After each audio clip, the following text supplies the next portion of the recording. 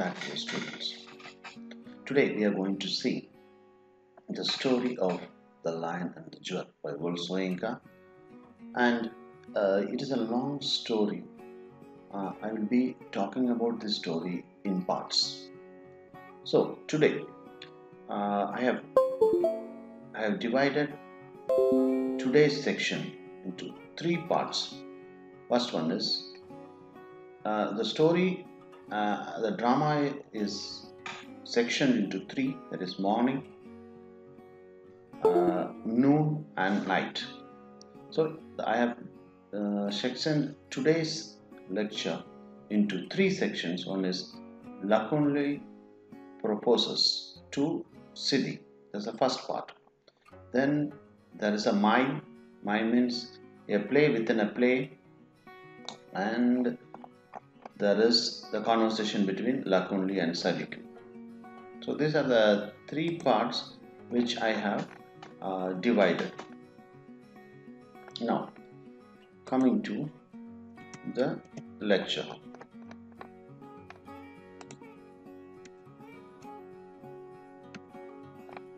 So the first part is the day one morning.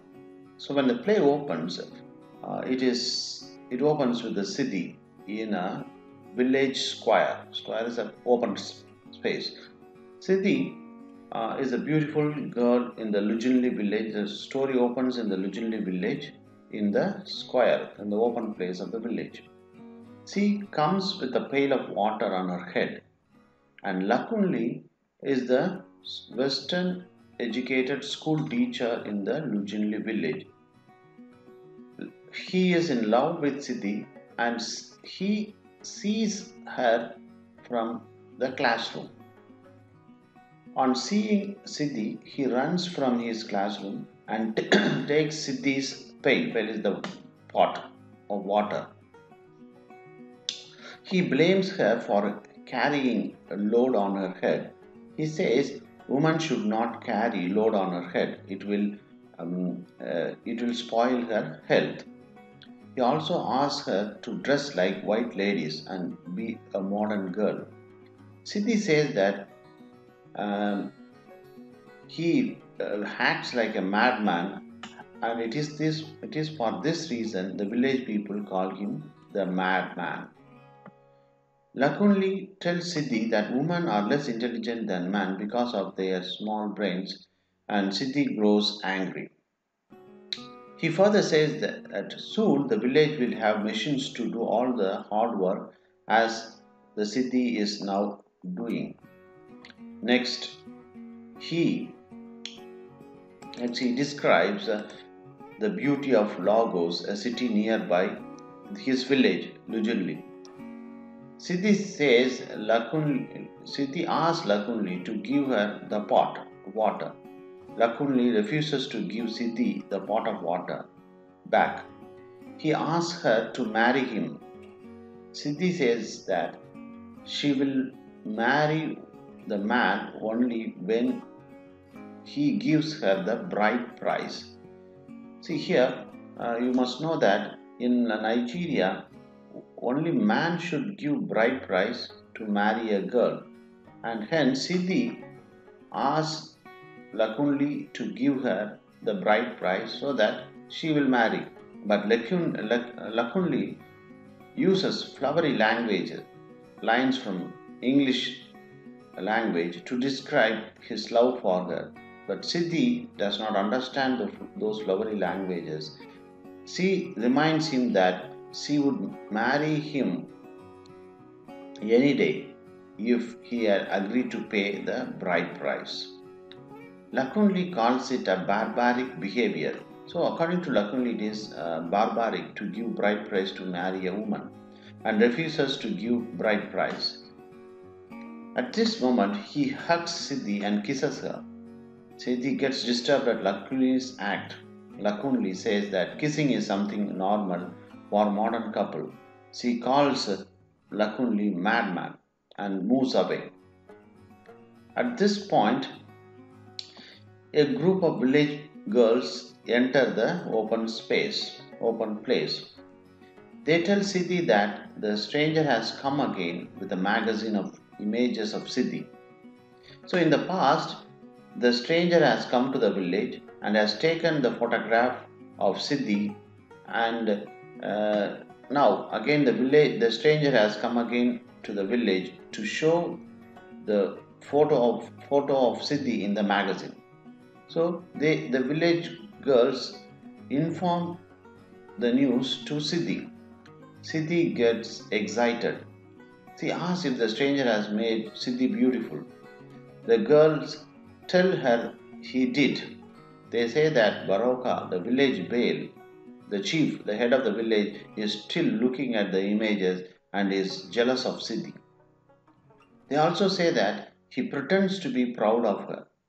Another girl says that Baroka appears in the magazine very small.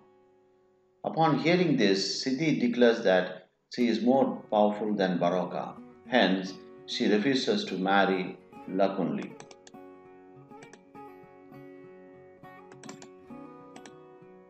Sidi asks the girls to dance the dance of the lost traveler.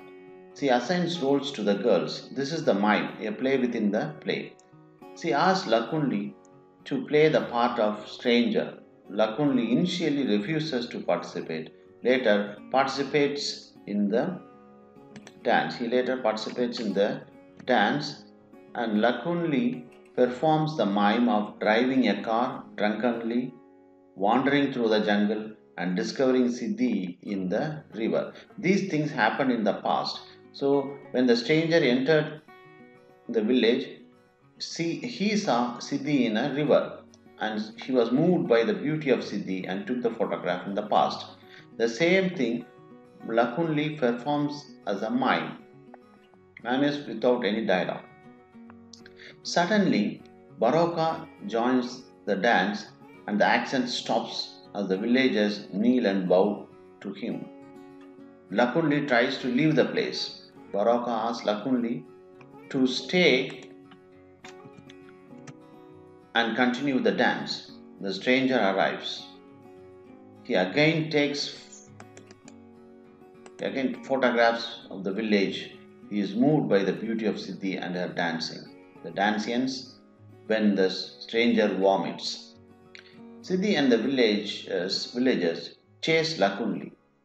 They ask Lakunle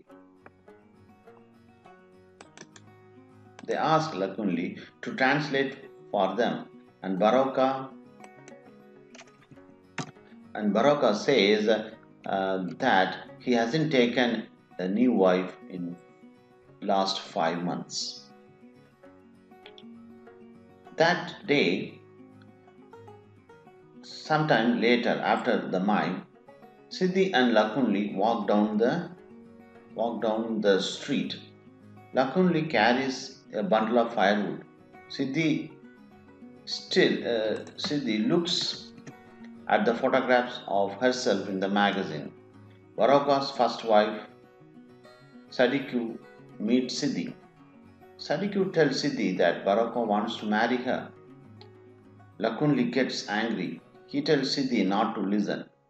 But Sidi replies that she is very powerful now that the stranger has brought her image to the village. Sadiku says that if Sidi marries Baroka, she will be very powerful when Baroka dies. She will be the new head wife. Sidi refuses and says that Baroka only wants to possess her beauty and keep it for himself. Sidi opens a magazine, shows the photographs to Sadiku. She calls Baroka old. Sadiku is shocked. She invites Sidi to come to Baroka's feast tonight. Sidi laughs and says that women who attend the supper become wife or concubines the next day. Lakunle says that Baroka is called the fox for this reason. He describes how Baroka paid off a white man to reroute a railway track away from Ilujinle. So Sidi and Sadiku now slip away from Lakunle. Thank you, students. So we'll continue the story in the next class.